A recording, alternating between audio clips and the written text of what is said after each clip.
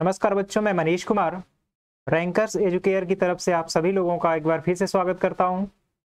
जैसा कि हम लोगों ने एक सिलसिला शुरू किया है यूपी बोर्ड के लिए मैथमेटिक्स की, और इसमें हम लोग हरस्वरूप शर्मा की बुक के सभी सारे कंसेप्ट और 12th में आपके जितने भी कंसेप्ट प्रयोग होते हैं, चाहे वो एनसीईआरटी की किताब से हो या फिर यूपी बोर्ड की किसी भी बोर्ड की किताब से हो, 12th लेवल पर जितने भी कंसेप्ट आपको चाहिए सभी का हम लोग एक एक बार एनालिसिस करते हुए आगे बढ़ रहे हैं। तो पिछले लेक्चर में हम लोगों ने, आपको पता होगा कि हम लोगों ने मैट्रिक्स की समानता देखी थी, मैट्रिक्स को जोड़ना देखा था, मैट्रिक्स के और भी सारे प्रकार देखे थे। उसके बाद मैट्रिक्स का योज्य प्रतिलोम क्या होता है, गुणन प्रतिलोम क्या होता है, मैट्रिक्स का प्रॉपर्टी क्या होता है योग का, तत्समक प्रॉपर्टी क्या होती है या तत्समक क्या होता है, योज्य तत्समक और गुणन तत्समक क्या होता है, इन सब पर हमने विस्तार से चर्चा की थी। तो अब आप अपने कॉपी और पेन को लेकर के एक आराम मोड में बैठ जाइए और उसके बाद इसको लैंडस्केप मोड में मोबाइल कर लीजिएगा और चीज़ों को बहुत बारीकी से समझने की कोशिश करिएगा, क्योंकि अब हम लोग काफ़ी आगे की ओर चलेंगे और यहाँ से जो है कंसेप्ट काफ़ी थोड़े डीप में जाएंगे। तो यहाँ से आप समझने की बेहतर कोशिश करिएगा। तो आइए अब हम लोग शुरुआत करते हैं कि दो मैट्रिक्स का, यहाँ पर देख लीजिए लिखा हुआ है कि दो मैट्रिक्स का गुणन, तो यानी दो अवयव है उसका आपस में गुणा कैसे किया जाएगा। पिछले लेक्चर में हम लोगों ने जोड़ना सीखा था। आइए अब हम लोग देखते हैं मैट्रिक्स का। पहले यहां से एक मिनट,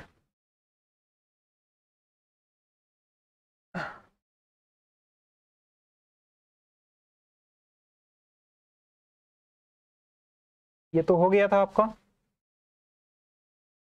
यहां से गुणन था।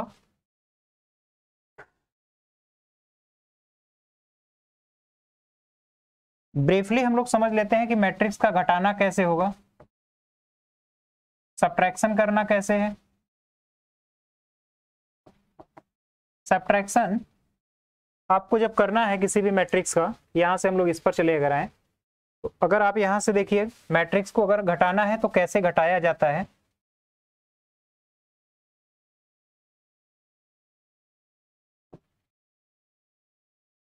अवयव का घटाना पहले देखिए, उसके बाद हम लोग गुणन पर आते हैं। घटाना बिल्कुल उसी तरीके से है जैसे आपने अवयव का योग किया था। तो इसके लिए आपको ये ध्यान रखना है कि अगर कोई एक मैट्रिक्स ए है, ए में अगर इस तरह से एलिमेंट है 3 है, 2 है, 5 है और 9 है इस तरह से, और एक मैट्रिक्स बी है जिसमें अवयव जो है, जिसमें अवयव है 1 है, 1 है, 2 है और 3 है, और इन दोनों अवयवों में आपको a माइनस बी निकालना है। a माइनस बी करना है यानी कि पहले में से दूसरे को घटाना है। तो आप पहले वाले के संगत अवयव से घटाइए। देखिए इसका पहला अवयव इसके संगत है, तो 3 में से 1 सब्ट्रैक्ट होगा तो 2 होगा। इसके बाद 2 से 1 को सब्ट्रैक्ट करिए, ये 1 होगा। फिर 5 से 2 को सब्ट्रैक्ट करिए, 3 होगा। और 9 से 3 को सब्ट्रैक्ट करेंगे तो 6 होगा। यानी आपका अवयव a माइनस बी अगर कहा जाए तो इस तरीके से आप निकालेंगे। संगत अवयव को ही आपस में घटाया जाता है।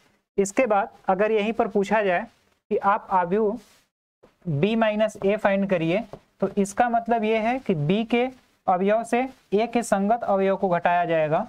तो अगर यहाँ आपको ज्ञात करना है तो यहाँ से इसमें से इसको घटाएंगे, तो पहले में से पहला घटेगा तो -2 होगा, दूसरे में से दूसरा घटाएंगे तो यहाँ पर भी -1 होगा। तो इसमें से इसको घटाएंगे तो यहाँ से जब इसको सब्ट्रैक्ट करेंगे तो -3 होगा, और यहाँ से इसको सब्ट्रैक्ट करेंगे तो -6 होगा। तो इस तरह से आप देख रहे हैं कि b माइनस ए कैसे निकालना है और a माइनस बी कैसे निकालना है, यानी दो अवयवों को आप कैसे आपस में घटाएंगे, घटाने की ये पूरी प्रक्रिया है। उम्मीद है कि आप लोग अच्छे तरीके से इसको जान पाए होंगे और समझ लिए होंगे। इसके बाद आइए हम लोग नेक्स्ट स्लाइड पर चलते हैं कि दो अवयवों का आपस में गुणा कैसे किया जाता है। तो हम लोग यहाँ से देख रहे थे कि अवयवों का आपस में गुणा कैसे किया जाता है। तो अवयव का आपस में गुणा करने के लिए सबसे पहले एक चीज का ध्यान रखना होता है, जैसे आप लोगों ने फिजिक्स में भी पढ़ा होगा और साइंस में भी पढ़ा होगा कि अगर राशियां अगर सदिश हैं तो सदिश राशियों में सदिश चीजों को ही जोड़ा जाता है। यहाँ से अगर हम इसको इस तरह से ले लें, जैसे अगर समय है, समय अगर 60 मिनट है और इसमें अगर 5 मिनट ऐड करना है तब आप ऐड कर सकते हो। लेकिन अगर हम कहें कि 60 मिनट है मिनट है और प्लस 2 आवर है, इसको आप 62 नहीं करेंगे, आपको इसको 62 करने के लिए इस 2 को पहले इस फॉर्म में लाना होगा, सेम यूनिट में होने चाहिए, उसके बाद ही ऐड करते हैं। इसी तरह मैट्रिक्स की मल्टीप्लाई करने के लिए भी कुछ कंडीशन होती है, और कंडीशन को पहले हम देखेंगे कि मैट्रिक्स का मल्टीप्लाई हो भी सकता है या नहीं भी हो सकता, क्योंकि यह जरूरी नहीं है कि दो मैट्रिक्स अगर अलग अलग हैं तो उनका हमेशा मल्टीप्लाई हो ही जाए। तो पहले हम कंडीशन को देखेंगे कि किस कंडीशन के होने पर, किस शर्त के होने पर मैट्रिक्स का पहले गुणा होता है, उसके बाद गुणा करने की विधि को देखेंगे। तो आइए पहले हम कंडीशन देखते हैं। तो यहां से अगर इसको हटाते हैं,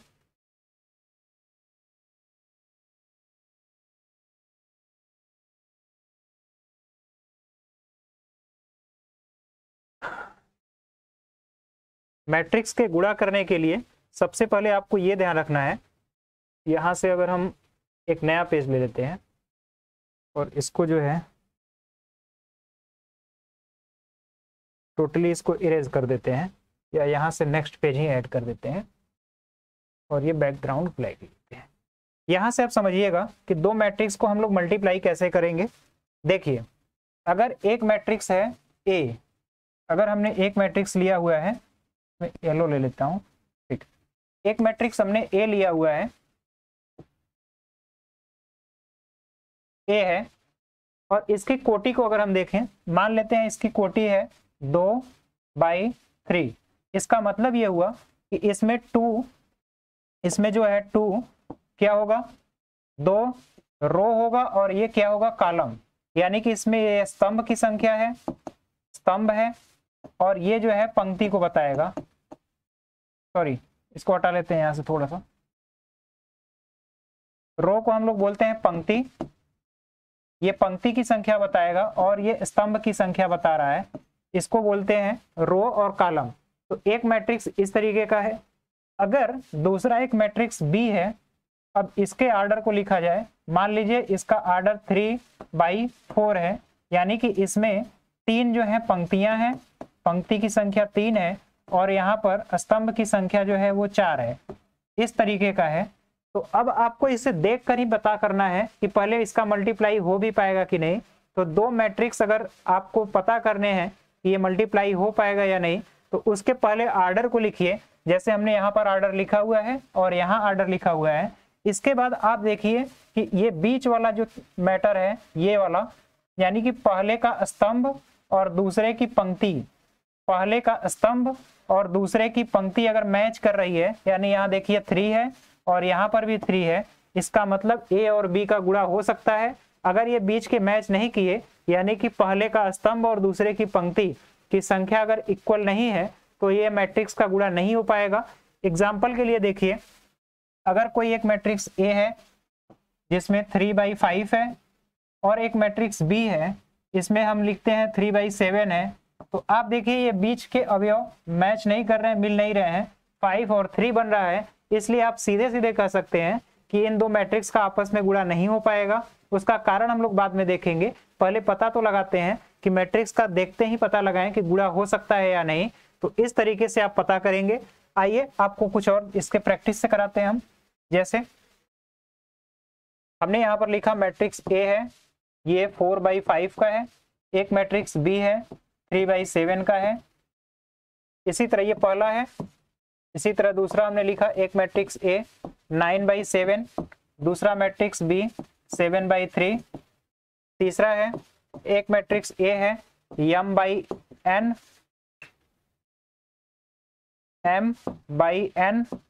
और दूसरा मैट्रिक्स है n/p।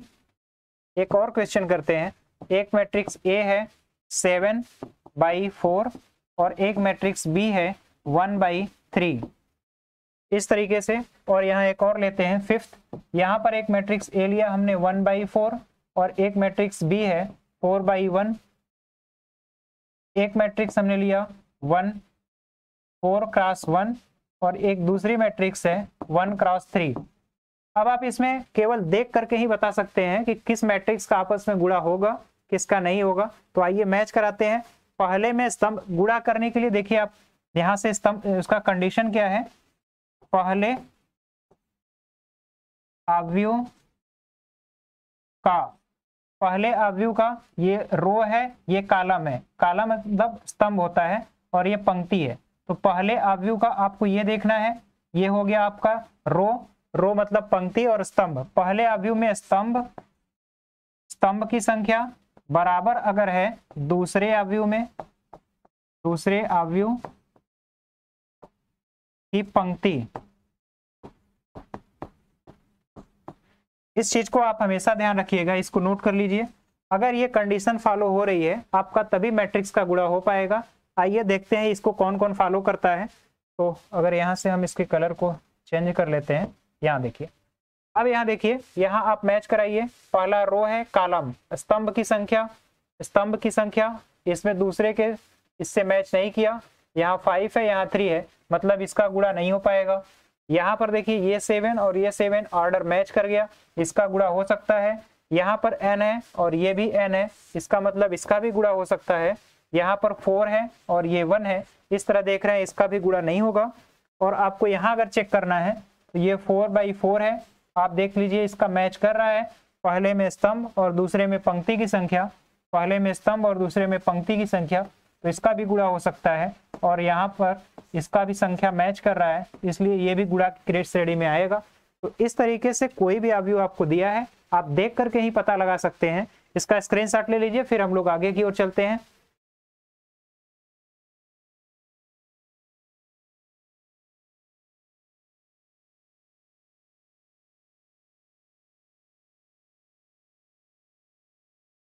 ये रहा। तो अभी तक हमने देखा कि दो मैट्रिक्स के गुणा करने की आवश्यक शर्त क्या है, कब हम कह सकते हैं कि दो अवयव का गुणा होगा। अब यहाँ तक उम्मीद है कि आपको कोई भी प्रॉब्लम नहीं होगा। अब इसके बाद हम शुरू करते हैं कि दो अवयव का गुणा आपस में करते कैसे हैं, करने की विधि क्या है, उस पर विचार करते हैं। तो देखिए, यहाँ दो अवयवों का गुणन है। दो अवयवों के गुणन के लिए आपको अनुकूल कब होगा, यहाँ पर हमने एक बताया था अभी कि पहले में स्तंभ और दूसरे में पंक्ति की संख्या अगर बराबर है तभी अवयवों का गुणा हो पाएगा। इसके बाद देखिए गुणन की प्रक्रिया क्या है, यहाँ हमने एक एग्जाम्पल से समझाने की कोशिश की है।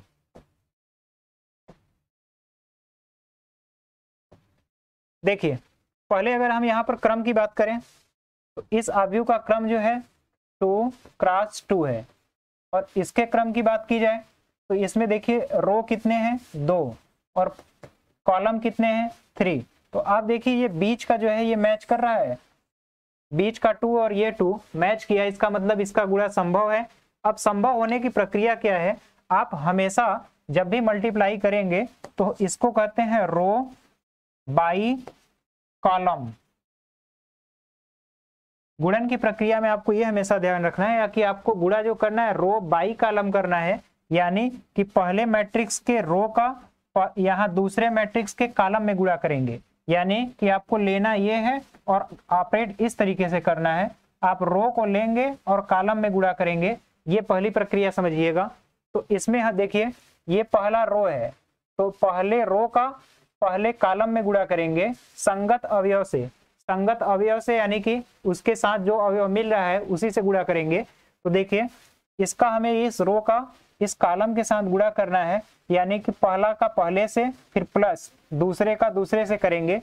तो यहाँ 2 का 3 से मल्टीप्लाई हुआ तो 2 × 3, फिर प्लस यहाँ 1 का 1 से मल्टीप्लाई हुआ तो 1 × 1। यहाँ तक उम्मीद है बात समझ में आई होगी। इसके बाद फिर इसी रो का दूसरे वाले से करेंगे। तो यहाँ देखिए इसके साथ इस बार करेंगे और दूसरे के पास लिखेंगे, तो 2 का 2 से मल्टीप्लाई और फिर 2 का 0 से मल्टीप्लाई होगा, सॉरी ये वाला है दूसरा। तो 2 का यहाँ 2 से मल्टीप्लाई हुआ, फिर 1 का 0 से मल्टीप्लाई हुआ, तो ये आपका दूसरा एलिमेंट हुआ। इसी तरह पहले रो को तीसरे से मल्टीप्लाई करेंगे तो आपको यहाँ मिलेगा, ये पहला रो है और तीसरा कॉलम है, ये पहला रो है, इसको हटा देते हैं यहाँ से, ये चीजें आपने समझा होगा। ये है पहला रो और गुणे C1 पहला कॉलम, ये है पहला रो गुणे C2 दूसरा कॉलम। इस तरीके से ये पहला R1 का गुणा हमने कर लिया और इसको ऐड करके बीच में प्लस का चिन्ह लगा के जोड़ लेते हैं। इसके बाद देखिए दूसरा, ये है दूसरा R2। अब हम R2 को लेंगे और C1 में गुणा करेंगे। यहाँ पर R2 × C1 है, देखिए 1 का 3 के साथ और 3 का 1 के साथ ये गुणा हुआ, इसको हमने बीच में ऐड करके जोड़ लिया। इसके बाद इसका गुणा यहाँ पर करेंगे और दूसरे का गुणा यहाँ पर करेंगे, तो इस तरीके से हमें ये राशि मिलेगी, इसको भी ऐड करेंगे। फिर यहाँ पर ये हो गया आपका R2 मल्टीप्लाइड बाई C2। इसके बाद ये फैक्टर होगा R2 मल्टीप्लाइड बाई C3। देखिए R2 ये है, पहले का 0 से गुणा करेंगे ये हुआ, उसके बाद 3 का 4 से गुणा करेंगे तो फाइनली ये होगा। अब इसको करने के बाद सभी अवयवों को आपस में जोड़ लेते हैं। तो देखिए जोड़ने के बाद ये राशि हमें 7 मिलेगी, ये आपको 4 मिलेगा और ये आपको 4 मिलेगा। इसके बाद यहाँ से ये 6 मिलेगा, यहाँ से 2 मिलेगा और यहाँ से 12 मिलेगा। तो दोनों राशियों यानी ए और बी मैट्रिक्स को गुणा करने पर फाइनली आपको ये मिलेगा। यहाँ तक चीजें क्लियर होंगी, जहां तक हमें उम्मीद है कि आपको कोई भी समस्या नहीं होगी। अब यहाँ एक चीज देखने वाली है या इंटरेस्टिंग चीज ये है कि गुणा करने पर आपका आर्डर क्या आया है। गुणा करने के बाद मैट्रिक्स का अगर आर्डर देखा जाए तो नंबर ऑफ रो जो है वो 3 है और कॉलम जो है वो 2 है, 3/2। अब ये आप बिना गुणा किए ही बता सकते थे कि गुणा करने के बाद कैसे आएगा, कितना आएगा। उसका तरीका ये है कि देखिए पहला जो मैट्रिक्स है, पहला मैट्रिक्स है, उसमें आपका आर्डर अगर लिखा जाए तो 2/2 है। इसके बाद जो दूसरा मैट्रिक्स है उसका आर्डर लिखेंगे तो ये है 2/3 है, 2/3 है। यहाँ तक तो कोई प्रॉब्लम नहीं होगा। अब यहाँ से ये चीज अगर कैंसिल करेंगे, ये चीज कैंसिल करेंगे तो आप देख रहे हो कि यहाँ 2/3 मिल रहा है और ये भी 2/3 ही होना चाहिए, यहाँ भी 2/3 ही है। आप यहाँ नंबर ऑफ रो देखोगे तो रो जो है 2 है और कॉलम की संख्या 3 है, तो इसका आर्डर 2/3 है। और यहाँ से आप इसको हटाने के बाद भी आपका जो बचता है वो 2/3 का ही बच रहा है। तो इस समय इसलिए आप गुणा करने के बाद कौन सा मैट्रिक्स मिलेगा, किस ऑर्डर का मिलेगा, ये भी आप पता कर सकते हो। एक और एग्जाम्पल की तरह हम देखते हैं, इसको हटाते हैं। यहाँ तक आपको कुछ नोट करना है तो नोट कर लीजिएगा। यहाँ तक अगर आपको कुछ चीजें नोट करनी है तो नोट करिए। इसके बाद हम देखते हैं एक और एग्जाम्पल।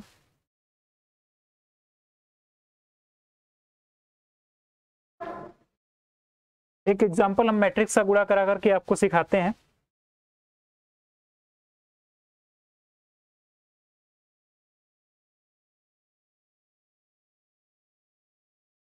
देखिए यहां से एक मैट्रिक्स को गुणा करेंगे हम लोग। मान लीजिए एक मैट्रिक्स है ए,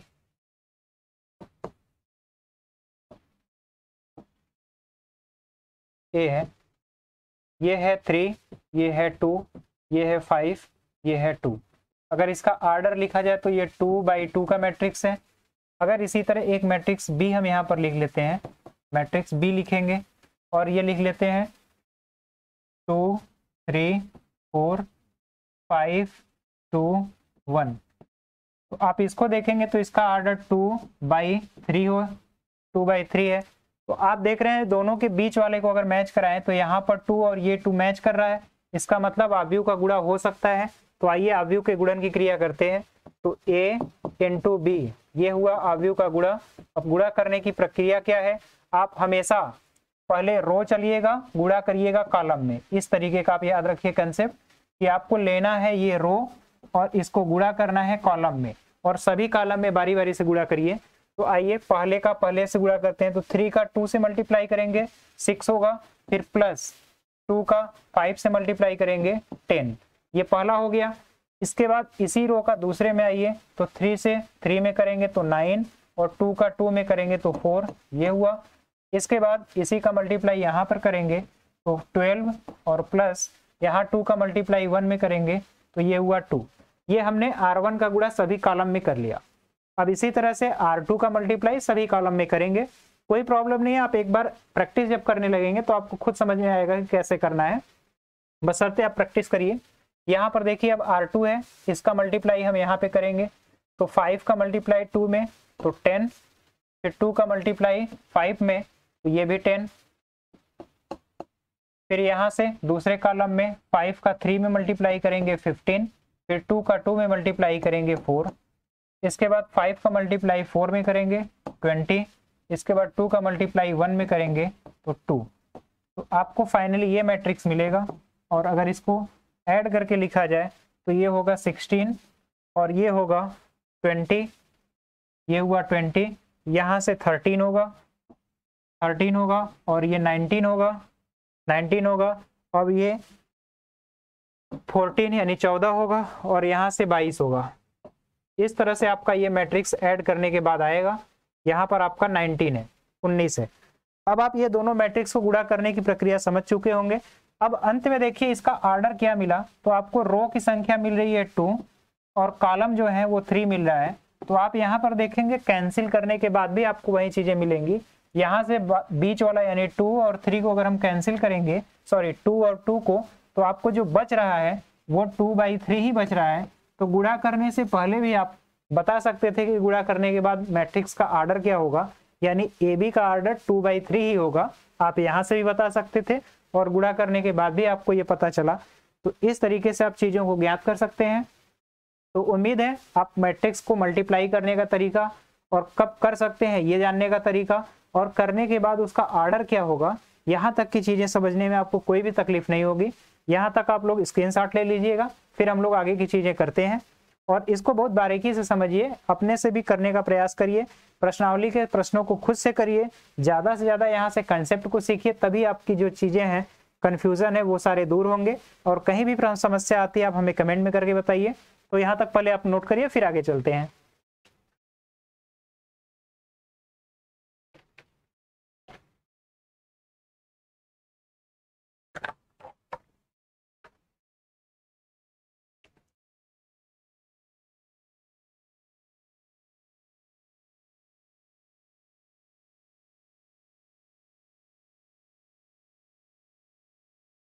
अब हम लोग देखेंगे कि जिस तरह से मैट्रिक्स का आव्यूह का योग कर रहे थे, तो योग की प्रॉपर्टी थी, जिसमें पहली प्रॉपर्टी हमने पढ़ी थी साहचर्य, दूसरा था क्रम विनिमय, ये दोनों प्रॉपर्टी पढ़ी थी। उसी तरह गुणन की प्रक्रिया में भी आव्यूह का प्रकार जो है गुणन प्रक्रिया में, उसमें भी आव्यूह की कुछ विशेषताएं हैं।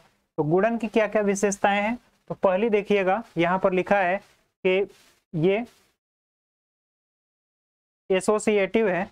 एसोसिएटिव का मतलब होता है साहचर्य है, और ये वितरण नियम है।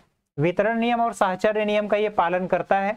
इस चीज को समझिएगा कि कहना क्या चाहते हैं, वितरण नियम क्या होता है और साहचर्य क्या होता है। तो साहचर्य तो कल हमने आपको बताया था कि साहचर्य का मतलब होता है ए 3 है और इसमें 2 जोड़ करके तब 4 जोड़ें, या फिर 3 में पहले 2 को ऐड कर लें, उसके बाद हम 4 को ऐड करें। ये होता है साहचर्य, एक साथ लेने की प्रक्रिया। इसका मतलब इसी चीज से यहाँ से रिलेट करिएगा। अगर 3 मैट्रिक्स हैं, यानी ए में पहले बी का गुणा कर दीजिए, पहले मैट्रिक्स ए का मैट्रिक्स बी में गुणा कर लीजिए, जो आता है उसका सी में मैट्रिक्स में गुणा करिए, या फिर आप पहले ए को रहने दीजिए और पहले बी और सी का मल्टीप्लाई करिए। बी और सी का मल्टीप्लाई करने के बाद जो आता है उसमें ए का गुणा करिए, ये दोनों बराबर होंगे। जिस तरह से हमने यहाँ पर समझाया है कि पहले 4 और 2 को जोड़ लीजिए, फिर 3 को जोड़िए, या फिर पहले 3 और 2 को ऐड कर लीजिए, फिर 4 को जोड़िए। तो ये दोनों चीजें आप यहाँ से आप सामंजस्य बैठा करके समझ लीजिए कि कहना क्या चाहते हैं। इसी प्रक्रिया को, इसी को हम लोग बोलते हैं एसोसिएटिव लॉ या फिर साहचर्य। यहाँ पर सही होगी नहीं, साहचर्य नियम लिखिएगा, इसको बोलते हैं साहचर्य प्रगुण। इसके बाद वितरण नियम क्या होता है, यह गुणन की प्रक्रिया में आता है वितरण नियम। अब वितरण नियम ये है कि अगर आप ध्यान से देखिए, समझिएगा, जैसे 2 है, 2 का यहाँ पर 3 है प्लस 4 है, तो इसको हम लोग इस तरीके से, वितरण का मतलब ये ब्रैकेट के अंदर जब जाएगा तो वितरित हो जाएगा, यानी कि 2 का मल्टीप्लाई 3 में होगा, फिर प्लस यही 2 का मल्टीप्लाई 4 में भी होगा। इस तरह से ये इस नियम का पालन करता है। इसी तरह देखिए यहाँ 3 मैट्रिक्स है, एक मैट्रिक्स ये है और बी और सी को जोड़ा गया है। अब ये वितरित कैसे होता है, ए जो है ए का मल्टीप्लाई बी से हुआ तो ए बी हुआ, फिर बीच में प्लस है, और ए जो है मल्टीप्लाई हुआ सी से तो ए सी हुआ। इस तरह से ये वितरित होता है। ये इसको हम लोग देखिए, यहाँ ए जो है राइट डायरेक्शन से है, ए को अगर हम ब्रैकेट के देखें तो सॉरी लेफ्ट, तो इसको हम लोग बोलते हैं लेफ्ट साइड से ये ट्रांसफर हो रहा है, वितरित हो रहा है, डिस्ट्रीब्यूट हो रहा है, तो इसको बोलेंगे लेफ्ट डिस्ट्रीब्यूशन।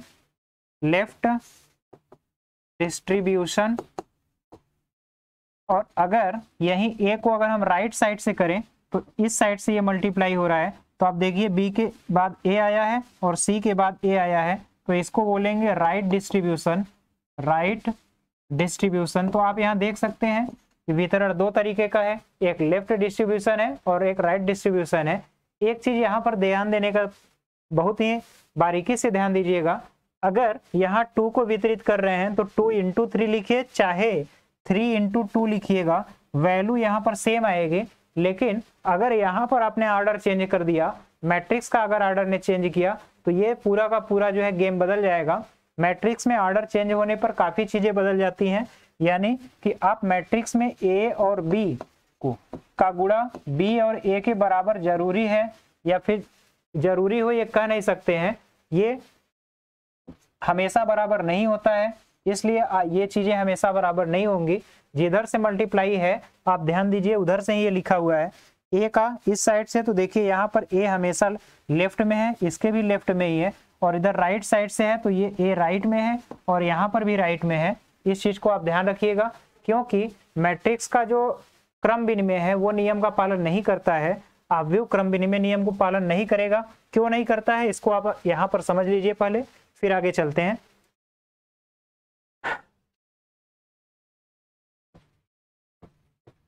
आव्यूह क्रम विनिमय का पालन नहीं करता, क्रम विनिमय का पालन नहीं करता, जबकि आव्यूह का योग क्रम विनिमय नियम का पालन करता है। अब देखिए ये क्रम विनिमय का पालन क्यों नहीं करेगा, क्योंकि अगर मान लीजिए एक मैट्रिक्स ए है, इसका ऑर्डर 1/4 है, दूसरा मैट्रिक्स है बी, इसका ऑर्डर है 4/3 है, ठीक। तो अगर हम मैट्रिक्स ए इंटू बी लिखेंगे, ए इंटू बी करने जाएंगे, तो इसमें बीच का देखेंगे इस तरीके से, ए पहले है तो पहले ए का ऑर्डर लिखेंगे 1/4, बी बाद में है तो 4/3, और यहाँ पर बीच का मैच कराते हैं और ये मैच हुआ, इसका मतलब ए और बी का गुणा हो सकता है। यहाँ तक तो आप पीछे भी जान चुके हैं, यहाँ तक कोई दिक्कत नहीं होगा। अब आइए देखते हैं बी और ए क्या गुणा हो सकता है। तो अगर हम यहीं पर बी और ए लिखें तो बी जो मैट्रिक्स है इसका ऑर्डर 4/3 है, जबकि ए है इसका ऑर्डर 1/4 है। अब आप देखिए मैट्रिक्स वही है, सब कुछ वही है, बस ऑर्डर बदल देने से ये बीच की चीजें मैच नहीं कर रही हैं। जब बीच की चीजें मैच ही नहीं करेंगी तो हमने बताया कि मैट्रिक्स का गुणा ही नहीं हो सकता। इसका मतलब बी और ए का आपस में गुणा नहीं हो सकता, इसका अस्तित्व तो नहीं है। इस तरह से आप यहाँ पर देख रहे हैं कि कोई भी मैट्रिक्स अगर दो है, ए बी और बी ए, ये आपस में बराबर हो, ये जरूरी नहीं है, ये जरूरी नहीं है। यहाँ तो गुणा ही संभव नहीं है तो बराबर होने की बात ही अलग है। ऐसा भी हो सकता है कि संभव हो लेकिन उसका मान बराबर नहीं हो सकता, ऐसे बहुत सारे केस होंगे। तो इस तरह आप यहाँ पर चेक कर सकते हैं कि मैट्रिक्स का गुणा जो है क्रम विनिमय नियम का पालन बिल्कुल नहीं करता। आप यहाँ इस चीज को नोट कर लीजिएगा, समझ लीजिएगा, फिर हम लोग आगे की ओर चलते हैं। आप यहाँ स्क्रीनशॉट ले लीजिए।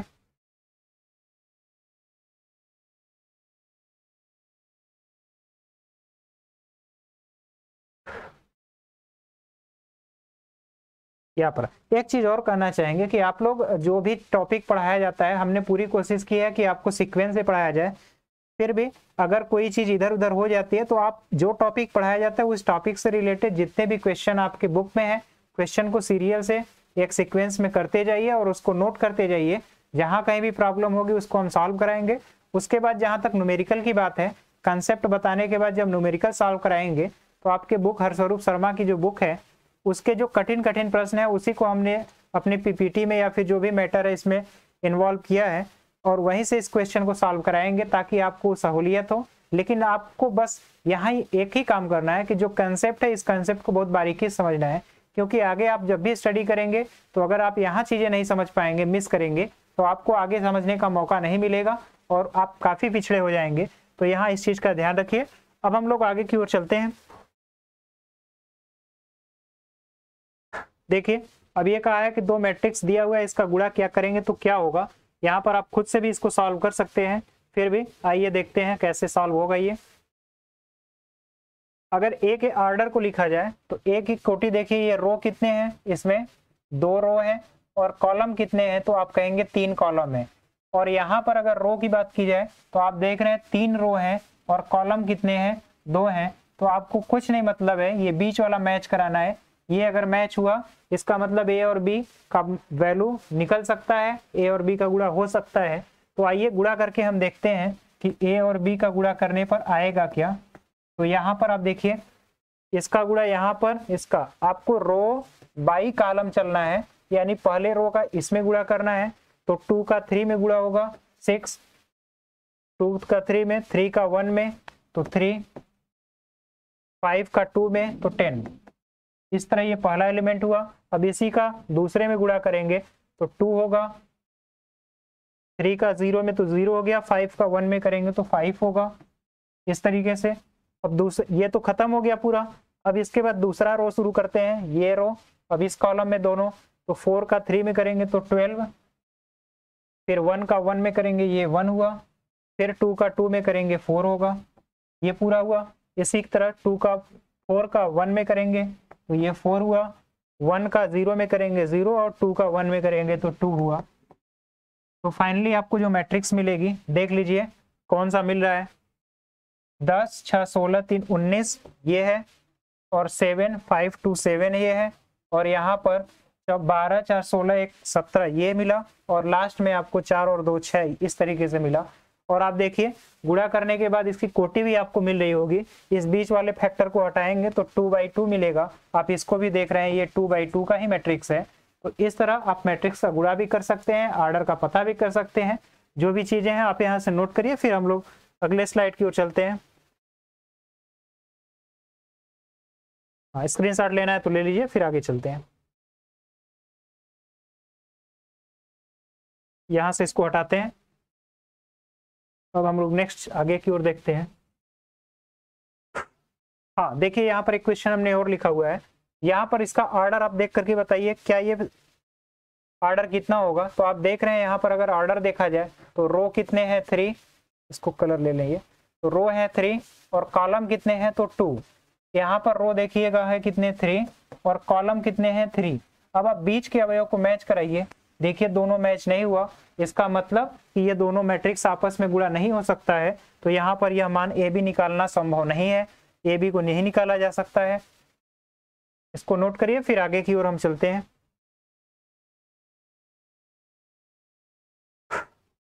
अब यहाँ पर एक क्वेश्चन और है, 2 मैट्रिक्स का मल्टीप्लाई करना है और आपको ये वैल्यू दिखानी है कि क्या ये ऐसी स्थिति आ सकती है, 0 आ सकता है कि नहीं।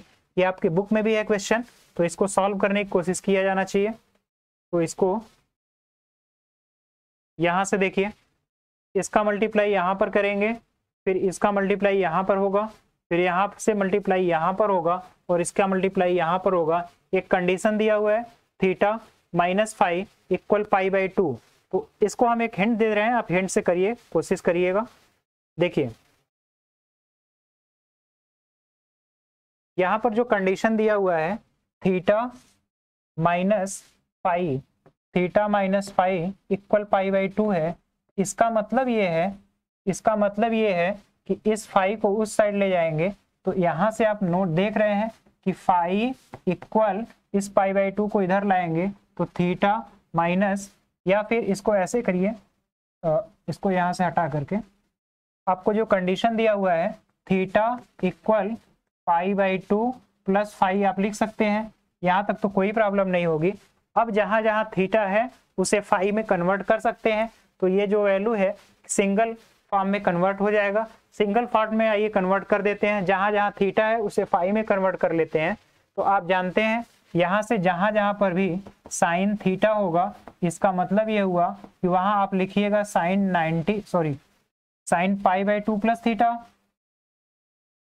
साइन π/2 + फाई, और साइन 90 + थीटा आप जानते हैं दूसरे कोऑर्डिनेट में जाएगा और ये प्लस होगा। तो साइन 90 + थीटा ये बदल भी जाएगा, तो यहाँ लिखिएगा cos फाई, और जहाँ पर cos थीटा है वहाँ पर आप लिखिएगा cos π/2 + फाई होगा, और cos 90 + थीटा दूसरे में जाएगा, दूसरे में cos निगेटिव होता है तो यहाँ पर माइनस होगा, और cos बदलेगा तो यहाँ पर साइन होगा और यहाँ पर फाई होगा। तो इस चीज को आप ध्यान से समझ सकते हैं। इसके बाद जहां जहां कॉस थीटा है वहां पर आप माइनस साइन फाई लिखेंगे और साइन थीटा की जगह कॉस फाई लिख करके आप इसको सॉल्व कर सकते हैं। इसको अगर स्टैंडर्ड फॉर्म में देखना हो उम्मीद है आप इसको आप आसानी से कर लेंगे, कोई भी समस्या नहीं होगी। आप देख लीजिए क्या बन रहा है। यहाँ कॉस स्क्वायर थीटा है, कॉस स्क्वायर अगर हम थीटा करेंगे तो साइन स्क्वायर फाई बन जाएगा, ये होगा आपका साइन स्क्वायर फाई। अब यहाँ पर साइन थीटा और कॉस थीटा है तो साइन थीटा और कॉस थीटा, अच्छा ये तो एक ही फॉर्म में है, एक ही फॉर्मेट में, इसको आपको चेंज नहीं करना है, या फिर इसी को चेंज कर दीजिए, यहाँ पर चेंज मत करिएगा। यहाँ पर कॉस थीटा और साइन थीटा है तो कॉस थीटा और साइन थीटा का मल्टीप्लाई अगर आप करेंगे तो minus cos phi sine phi होगा, यानी यहाँ minus cos phi sine phi होगा, ये दूसरा हुआ। यहाँ पर भी देखिए आप, ये minus cos phi sine phi होगा, और यहाँ पर साइन स्क्वायर जब करेंगे तो ये होगा कॉस स्क्वायर फाई। अब आप देख रहे हैं ये भी पूरा फाई में चेंज हो चुका है और ये भी फाई में है। अब आप इसका रो बाई कॉलम आप मल्टीप्लाई कर लेंगे। यहाँ तक उम्मीद है कोई दिक्कत नहीं होगा। आप इस क्वेश्चन को अपने खुद से सॉल्व करिएगा। अगर कोई भी प्रॉब्लम आती है तो हमें कमेंट में करके बताइए।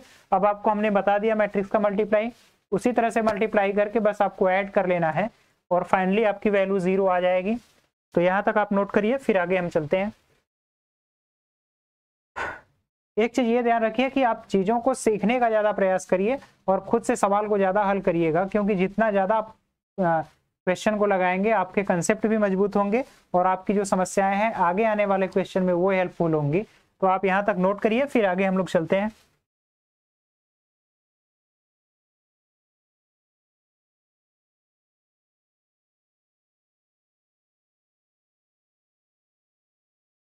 इसके बाद आपका अगला टॉपिक है आव्यूह का परिवर्त। आव्यूह का परिवर्त को हम लोग बोलते हैं ट्रांसपोज, और विषम सममित आव्यूह और सममित आव्यूह, इसके बारे में हमने पहले लेक्चर में भी आपसे डिस्कस किया था, पहले लेक्चर में भी डिस्कस किया है। फिर भी परिवर्त आव्यूह हम लोग देखेंगे कि परिवर्त क्या होता है। इसको इंग्लिश में ट्रांसपोज बोलते हैं, ट्रांसपोज ऑफ अ मैट्रिक्स। इसके बाद सममित को आपको हमने बताया था, इसको सिमेट्रिक बोला जाता है, ये होता है सिमेट्रिक यानी सममित। और एक विषम सममित होता है, इसको हमने आपको पहले ही लेक्चर में लास्ट में बताया था, स्क्यू सिमेट्रिक कहते हैं। ये है स्क्यू सिमेट्रिक, विषम सममित। आइए बारी बारी से एक एक चीज को समझते हैं। पहले देखते हैं कि परिवर्त किसी अवयव का आप कैसे निकालेंगे। तो किसी अवयव का परिवर्त निकालना है तो इसका एक विधि है। जैसे कोई एक अवयव a बराबर है 2i i 2i, इस तरीके से ये एक अवयव है। इस अवयव का परिवर्त निकालना है तो परिवर्त का मतलब होता है कि स्तंभ और पंक्ति को आपस में बदल देना। स्तंभ और पंक्ति, स्तंभ को आप बदल देंगे पंक्ति में और पंक्ति को आप बदल देंगे स्तंभ में, तो यही प्रक्रिया कहलाती है परिवर्त।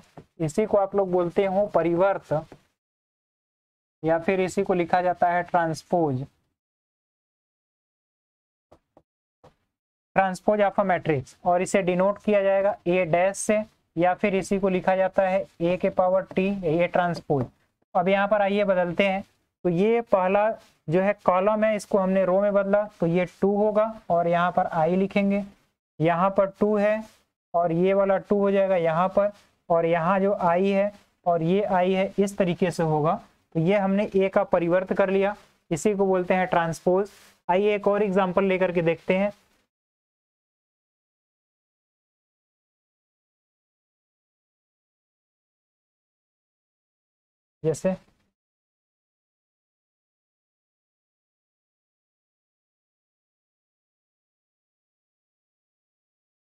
जैसे एक कोई मैट्रिक्स A है,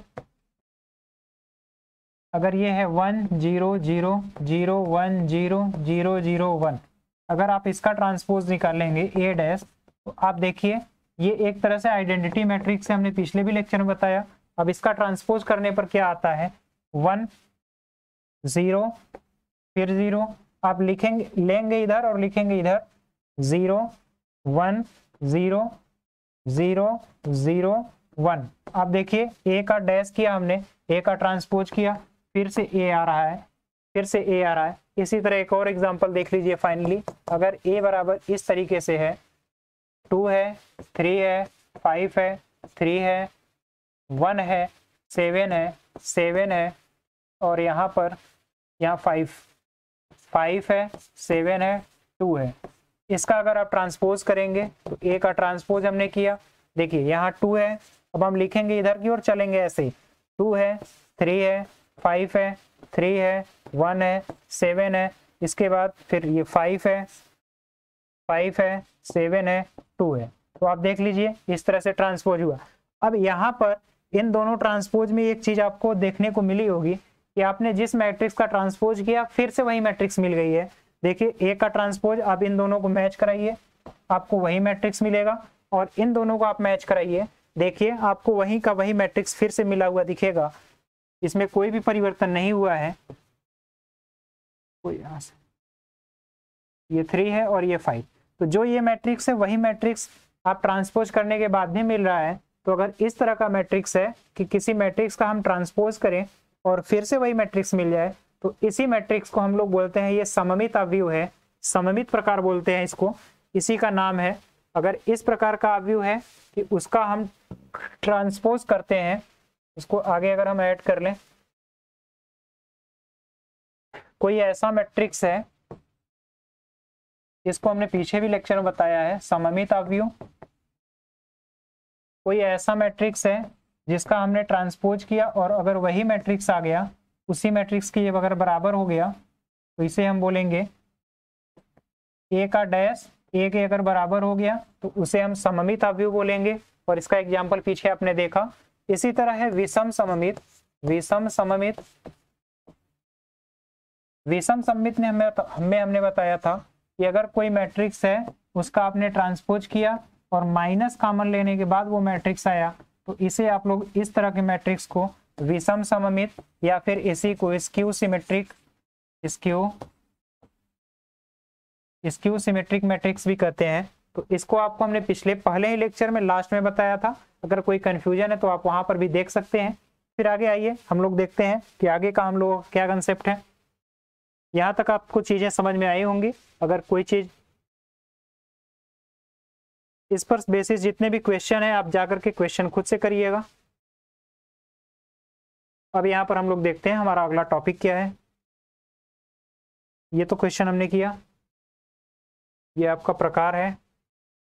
अवयव का परिवर्त उसे निरूपित कैसे करते हैं, तो ए को यहाँ पर ट्रांसफर लिखा हुआ है, ए डैश से या फिर ए पावर टी से ट्रांसफर आप या ट्रांसपोज आप ए से बोला जाता है। नेक्स्ट देखते हैं। अब यहाँ पर अवयव के ट्रांसपोज की प्रॉपर्टी है कि अगर किसी मैट्रिक्स का ट्रांसपोज किया और उसके बाद फिर ट्रांसपोज करेंगे तो वही मैट्रिक्स मिलेगा। इसके बाद दूसरी प्रॉपर्टी है कि अगर कोई दो मैट्रिक्स है ऐड कर रहे हैं, दोनों को जोड़ रहे हैं, उसके बाद ट्रांसपोज कर रहे हैं तो उनका अलग अलग ट्रांसपोज कर दीजिए, फिर उसको ऐड करेंगे वही चीज मिलेगा।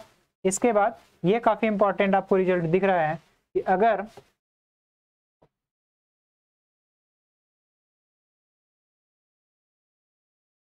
ये जो रिजल्ट है ए बी का whole transpose equal B transpose A transpose, यानी ए और बी दो मैट्रिक्स है, उनके मल्टीप्लाई का ट्रांसपोज करेंगे, परिवर्त करेंगे, तो उनके व्युत्क्रम कर दीजिए। व्युत्क्रम नहीं, इसको बोलते हैं क्रम विनिमय, क्रम उल्टा हो जाता है।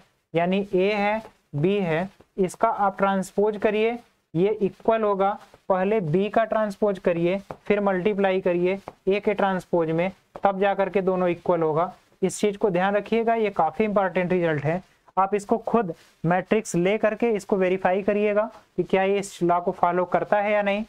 इसी तरह अगर किसी मैट्रिक्स में के से कांस्टेंट से मल्टीप्लाई करके ट्रांसपोज करेंगे तो वो कांस्टेंट का कोई प्रभाव नहीं होगा, कांस्टेंट वैसे ही रहेगा और मल्टीप्लाई जो हुआ है वो ट्रांसपोज के मैट्रिक्स में मल्टीप्लाई हो जाएगा। तो यहाँ पर आपको सबसे इंपॉर्टेंट रिजल्ट ये ध्यान रखना है। इसके बाद हम देखते हैं आगे, यहाँ तक आप नोट कर लीजिए।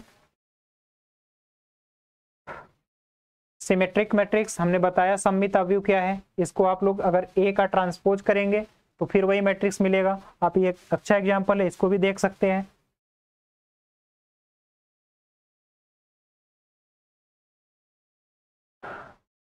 तो यहाँ पर a प्लस ए ट्रांसपोज जो है सममित अवयव होता है और a माइनस ए डैश विषम सममित अवयव होता है।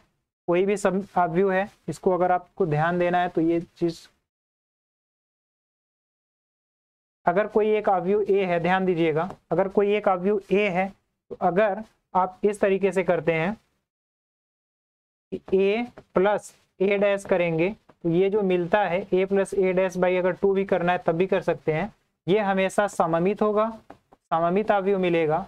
और अगर ए है फिर उसमें से उसका ट्रांसपोज घटा करके 2 से डिवाइड करेंगे तो ये आपको विषम सममित मिलता है, विषम सममित मिलेगा, सममित, विषम सममित, ये चीज आपको मिलेगा। आप इस फैक्टर को बहुत अच्छे से नोट कर लीजिएगा क्योंकि ये काफी इंपॉर्टेंट रिजल्ट है कि किसी भी मैट्रिक्स को हम सममित और विषम सममित के योग के रूप में भी लिख सकते हैं। तो यहाँ आप देख रहे हैं सममित और विषम सममित के योग के रूप में किसी भी मैट्रिक्स को उसके ट्रांसपोज के साथ जोड़ करके 2 से डिवाइड करेंगे, वो सममित पार्ट होगा, और a minus A dash by 2 करेंगे तो वो विषम सममित होगा। किसी भी अवयव को आप सममित और विषम सममित के योग के रूप में लिख सकते हैं। तो यहाँ तक चीजों को नोट करिए, फिर आगे हम लोग देखते हैं। विषम सममित अवयव हमने बताया आपको। एक चीज ध्यान रखिएगा, यहाँ एक फैक्टर लिखा हुआ है कि विषम सममित अवयव ये हुआ, इसकी एक प्रॉपर्टी ये है कि विषम सममित अवयव का हमेशा, एक एग्जांपल लेकर के भी इसको हम दिखा देते हैं। विषम सममित अवयव जो होता है उसका डायगोनल एलिमेंट, विकर्ण जो तत्व होता है हमेशा 0 मिलेगा, 0 मिलेगा। जैसे एक एग्जांपल के तौर पे समझिए, अगर विषम सममित अवयव लिखना है, जैसे एक यहाँ पर है तो ये 0 होगा, 1 होगा, 2 होगा। अब देखिए यही वाला तत्व यहाँ आएगा लेकिन इसका सिंबल बदल जाएगा, -1 हुआ, फिर ये 0 होगा, फिर अगर यहाँ पर 5 करते हैं तो देखिए ये लास्ट वाला था, यहाँ -2 होगा, ये 5 है तो यहाँ -5 होगा और ये 0 होगा। ये आपका एक विषम सममित अवयव का उदाहरण है। तो किसी भी विषम सममित अवयव को लिखना है तो आप इस तरीके से भी लिख सकते हैं। तो यहाँ तक चीजें आपको कंफर्म होगा। आपको ये विषम सममित अवयव का प्रॉपर्टी है कि डायगोनल एलिमेंट जो है वो 0 रहेगा और ये जो है आपस में सिंबल केवल अलग अलग रहेगा। आप देख रहे हैं इनके चिन्ह अलग अलग हैं। तो इस तरीके से आप इस चीज को समझ सकते हैं। तो यहाँ तक नोट करिए। अगर कोई चीज काफी जैसे लगता है आपको कि काफी तेजी से पढ़ाया जा रहा है तो आप इसको मैनेज करिए, क्योंकि आधे 1 घंटे के क्लास में काफी चीजें कवर करनी होती हैं, तो इसी हिसाब से अपनी स्पीड भी रखनी होती है। तो आप यहाँ तक, आप इसको अगर प्रॉब्लम हो रही है तो थोड़ा पॉज करके थोड़ा टाइम ले करके आप आराम से भी पढ़ सकते हैं, कोई दिक्कत नहीं है। लेकिन अब यहाँ पर स्पीड थोड़ा सा इसी हिसाब से बनाए रखना पड़ रहा है हमको, क्योंकि आपके टाइम भी बहुत कम है और सारी चीज़ों को मैनेज भी करना है, कोई कंसेप्ट छूटना भी नहीं चाहिए। तो इसलिए थोड़ा सा आप लोग कंप्रोमाइज़ करिएगा इसको। फिर अगला हम लोग नेक्स्ट स्लाइड देखते हैं। यही चीज़ हमने देखिए बताया था, a plus A dash by 2 करेंगे तो ये सममित होगा, a minus A dash by 2 करेंगे तो ये विषम सममित आएगा। ये ऑर्थोगोनल मैट्रिक्स, ये आपके सिलेबस का तो है नहीं, आइडेंटिटी मैट्रिक्स ये भी नहीं है। देखिए अभी अभी एक एग्जांपल है, ए ट्रांसपोज अगर ये है तो उसको सममित अवयव कहा जाता है।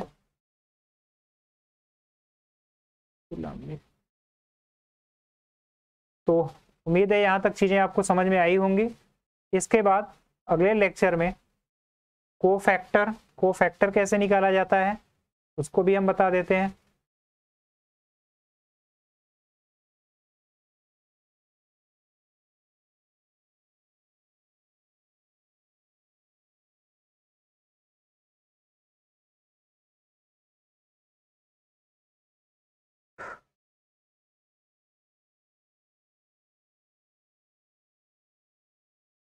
उम्मीद करते हैं आज की क्लास इतना ही रहने देते हैं। उम्मीद करते हैं यहाँ तक की चीज़ें आपको अच्छे तरीके से समझ में आई होंगी। अगर कोई भी प्रॉब्लम है तो बाकी चीज़ों को हम लोग नेक्स्ट लेक्चर में रखते हैं, नेक्स्ट क्लास में करेंगे। अब नेक्स्ट क्लास में जो चीज़ें करनी है उसका हम एक हिंट दे दे रहे हैं, क्या क्या चीज़ें पढ़ेंगे। तो अगर आप समय मिलता है तो एक बार उन चीज़ों को देख लीजिएगा। अगले लेक्चर में हम लोग जो चीज़ें पढ़ने वाले हैं उसको अगर हम यहाँ से बता देते हैं, अगले लेक्चर में जो चीज़ें होंगी वो आपको देखने को मिलेंगी कि हम लोग कोफैक्टर पढ़ेंगे, कोफैक्टर। इसके बाद किसी भी मैट्रिक्स का उपसारणिक क्या होता है, कोफैक्टर जिसको सहखंडज, उपसारणिक, इसको हटा ही देते हैं, आप इंग्लिश नाम से कंफ्यूज न होइए। सखंडज, उपसारणिक, इसके बाद किसी भी आव्यूह का सारणिक, आव्यूह के सारणिक का मान, ये तीन चीजें कल के मेजर टॉपिक में रहेगा कि किसी भी आव्यूह का सखंडज कैसे निकालते हैं, उपसारणिक कैसे निकालेंगे, और आव्यूह के सारणिक का मान क्या ऐसे निकालेंगे, कैसी चीजें होंगी। उसके बाद फिर हम लोग आव्यूह का इनवर्स निकालना सीखेंगे। तो ये सारी चीजें आपके नेक्स्ट लेक्चर में होंगी। आज के लिए आप लोगों का साथ देने के लिए आपका बहुत बहुत धन्यवाद। चीजों को इसी तरह कंटिन्यू मेंटेन में रखिएगा, खुद सीखिएगा, और जिसको भी प्रॉब्लम हो उसे आप लोग इसे शेयर भी कर सकते हैं, उसे बता भी सकते हैं कि यहाँ पर ऐसी चीजें हो रही हैं, इसका जितना ज़्यादा से ज़्यादा लाभ हो सके बच्चे उठा लेते हैं, वो ज़्यादा बेहतर है। अगर कोई भी कन्फ्यूजन होता है, कोई भी प्रॉब्लम है, कोई भी स्पीड में प्रॉब्लम है, तो आप हमको वहाँ पर भी बताइए, कोई सजेशन हो उसे भी दीजिएगा। तो यहाँ तक आप लोग सभी लोगों का बने रहने के लिए एक बार फिर से धन्यवाद। नमस्कार, जय हिंद।